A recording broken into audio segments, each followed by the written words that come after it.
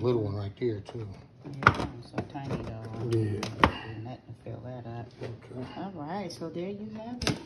Look at this juice. 100% fruit juice. So we're gonna work with this picture here.